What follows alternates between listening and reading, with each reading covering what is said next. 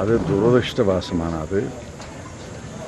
அவர்கள் பத்திரிகையில் பார்த்த வரைக்கும் அவர்கள் மயக்கம் போட்டு விழுந்திருக்காங்க. ஒருத்தருக்கு ஏற்கனவே சில நோய்கள் இருந்திருக்குன்னு படிக்கிறேன்.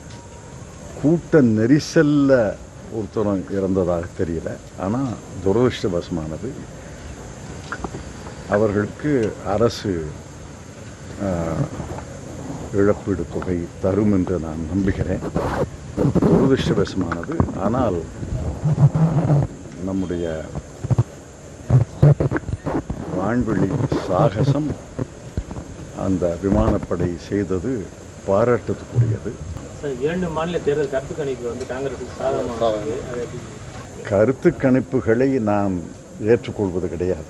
ஆனால் எங்களுக்கு வந்த செய்திகள் ஹரியானா, ஜம்மு காஷ்மீர் இரண்டு தேர்தல்களிலேயும் காங்கிரஸ் கூட்டணி அமோக வெற்றி பெறும் என்பதுதான் எங்களுக்கு கட்சி ரீதியாக வந்த செய்தி. இந்தியாவுக்கு என்ன பாதிப்புன்னெலாம் அரசு தான் சொல்லணும். ஆனால் அந்த போர் நிற்க வேண்டும், அதைத்தான் பிரதமர் சொல்கிறார். அதில் கட்சி வேறுபாடே கிடையாது. அனைத்து கட்சிகளும் அரசனுடைய கொள்கையை ஏற்றுக்கொள்கிறார்கள். போர் நிற்க வேண்டும்.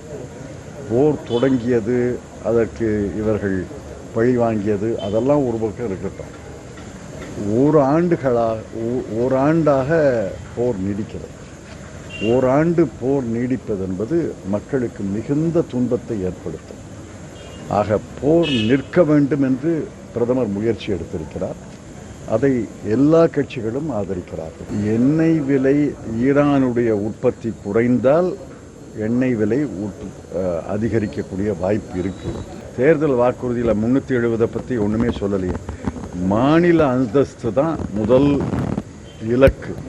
அதை காங்கிரஸ் கட்சியின் தலைவர் திரு கார்கே அவர்களும் திரு ராகுல் காந்தி அவர்களும் வலியுறுத்தி சொல்லியிருக்கிறார்கள்.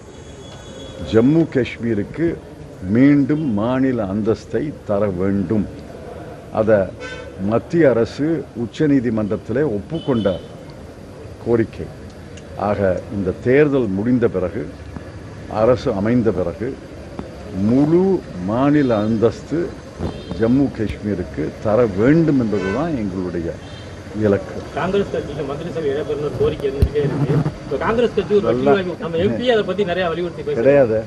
கட்சி தொண்டர்கள் மத்தியில் கட்சி தொண்டர்களை உற்சாகப்படுத்துவதற்காக நம்முடைய கட்சியை வலுப்படுத்த வேண்டும் என்று பேசுகிறேன் ஒழிய, நாம் கூட்டணியில் இருக்கிறோம். திராவிட முன்னேற்ற கூட்டணி கட்டுக்கோப்பாக இருக்கிறது. அடுத்த தேர்தலிலேயும் வெற்றி பெறும் என்ற நம்பிக்கை எனக்கு இருக்கிறது.